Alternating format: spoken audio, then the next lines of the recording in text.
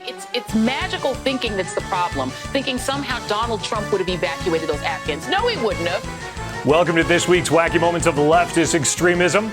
Let's start the day by visiting those objective journalists over on MSNBC.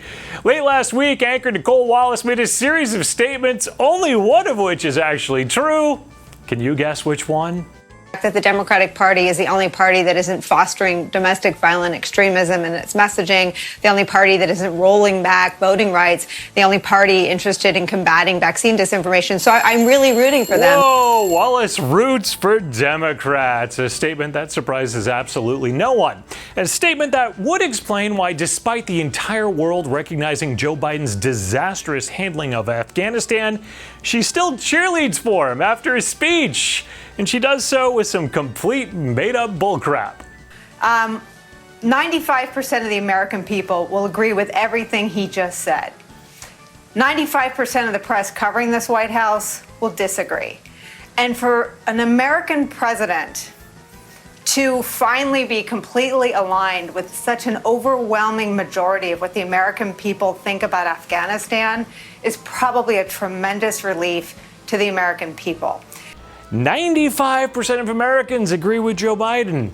Are you sure about that, Nicole? I mean, think about that just a few more seconds. This White House was caught flat-footed, again, by the press largely. We haven't seen much public opinion polling on this because it's happened so quickly. Oh, so you actually don't know what you're talking about, you freaking leftist cheerleader of ignorance.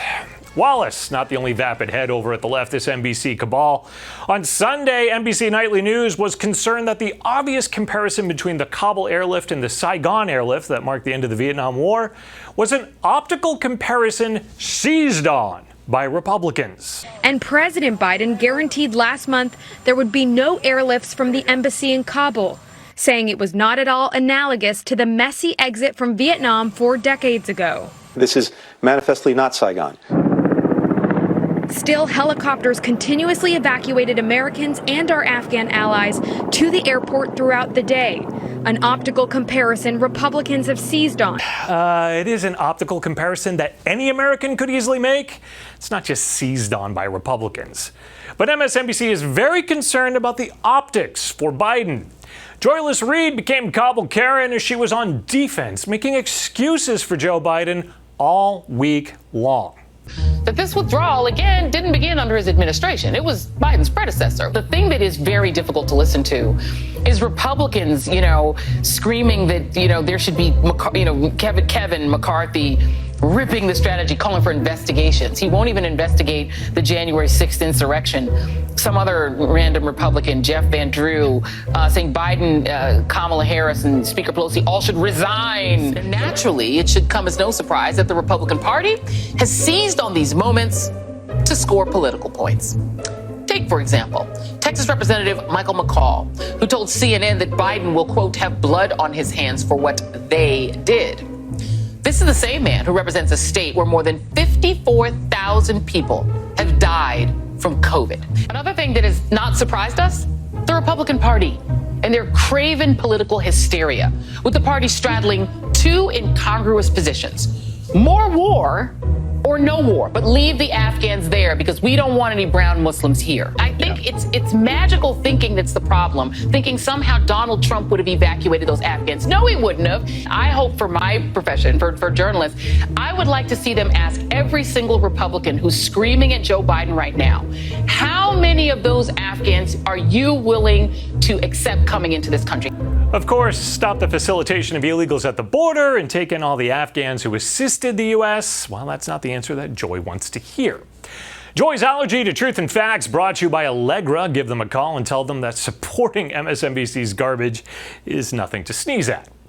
Meanwhile, this week, CNN took the interesting position of hosting analysts who advocate leaving those that assisted the U.S. behind. In fact, you had the State Department today say to those people that were supposed to get out first, the citizens, I'm not sure that we can get you.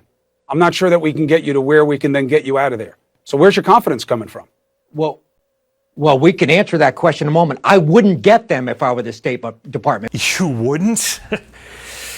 Even Cuomo's a little shocked here. And did I just hear you right? Did you say that if you were the State Department, you wouldn't make preparations and plans to get Americans that right now can't get to the airbase? I wouldn't offer them safe travel. Wow.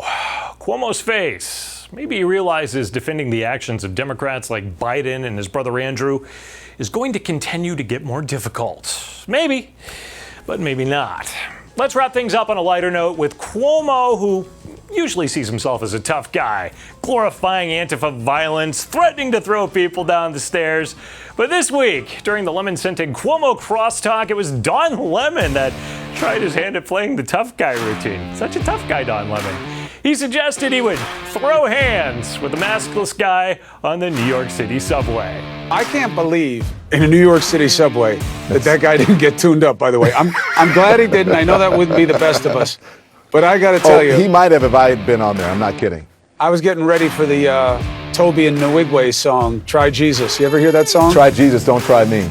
Because I throw hands. Yeah, I throw hands. But as I always say, play lotto. Don't play me.